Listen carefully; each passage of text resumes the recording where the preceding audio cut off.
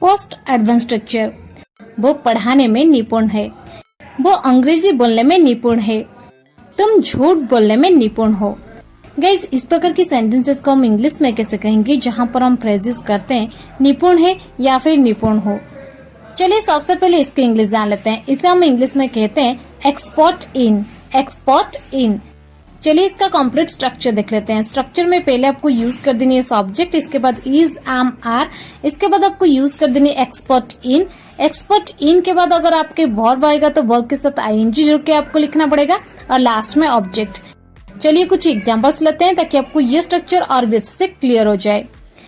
वो खाना बनाने में निपुण है, he is expert in cooking food, he is expert in cooking food. वो अंग्रेजी बोलने में निपुण है, he is expert in speaking English, he is expert in speaking English.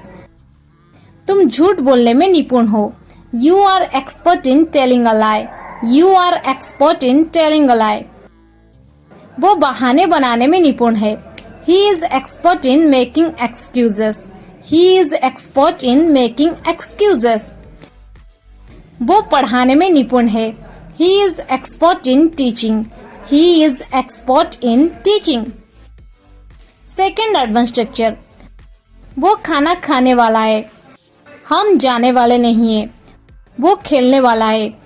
Guys, इस प्रकार की सेंटेंसेस को हम इंग्लिश में कैसे कहेंगे जहां पर हम हिंदी वाक्य में यूज करते हैं कोई काम करने वाला है या फिर कोई काम करने वाली है, कोई काम करने वाला है या फिर करने वाले। इसके लिए हम इंग्लिश में यूज करते हैं अबाउट टू की, अबाउट टू की हम यूज करते हैं। चलिए इसका कंप्लीट स्ट्रक्चर देख लेते हैं।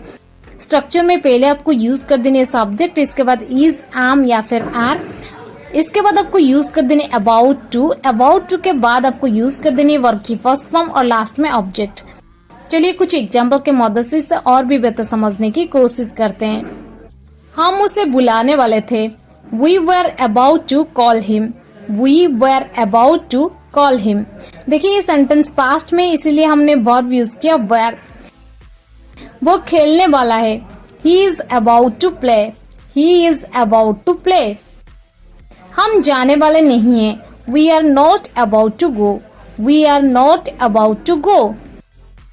वो खाना खाने वाला है, he is about to eat food, he is about to eat food।